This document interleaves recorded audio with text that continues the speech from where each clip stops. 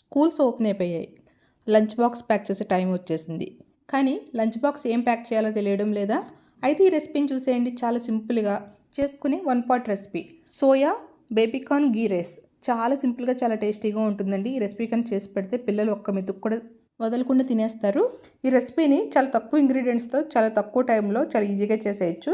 ఈ రెసిపీని నార్మల్ రైస్తో కన్నా చిట్టు ముత్యాల రైస్తో చేసుకుంటే బాగుంటుంది. అలాగని బాస్మతి రైస్ అయితే అసలు బాగుండదండి. నార్మల్ రైస్తో అయినా చేసుకోవచ్చు. స్టవ్ ఆన్ చేసుకుని కుక్కర్ పెట్టుకొని 3 స్పూన్ల నెయ్యి వేసుకొని, నెయ్యి వేడైన తర్వాత హోల్ గరం మసాలా కూడా వేసుకుని అవి కొంచెం ఫ్రై అయిన తర్వాత మనం సన్నగా కట్ చేసిన ఉల్లిపాయ ముక్కల్ని పచ్చిమిర్చి ముక్కలు కూడా వేసుకుని ఉల్లిపాయలు బ్రౌన్గా అయ్యేంత వరకు ఫ్రై చేసుకోవాలి. కొంచెం ఫ్రై అయిన తర్వాత వాటితో పాటు క్యాష్యూ కూడా వేస్తే ఉల్లిపాయలతో పాటు క్యాష్యూ కూడా చక్కగా ఫ్రై అవుతుంది.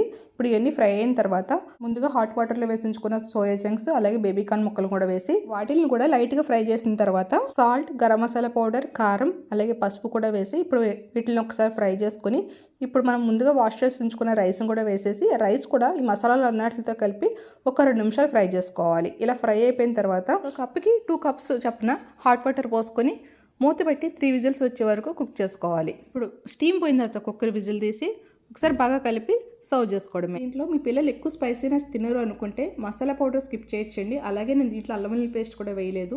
అల్లం వెల్లుల్లి పేస్ట్ వేస్తే గీ ఫ్లేవర్ అనేది తెలియదు, అది వేస్తే బాగుండదు. రండి సింపుల్గా చేసుకునే బేబీకార్న్ గీ రైస్. దీంతో పాటు 1 కప్పు పెరుగు కూడా ప్యాక్ చేస్తే వాళ్ళకి ఫుల్ మీల్ అయిపోతుంది. మీరు కూడా ఈ రెసిపీని ట్రై చేసి మీ కిడ్స్కి నచ్చిందో లేదో నాకు కామెంట్ చేయండి. మరో మంచి రెసిపీతో మళ్ళీ కలుద్దాం.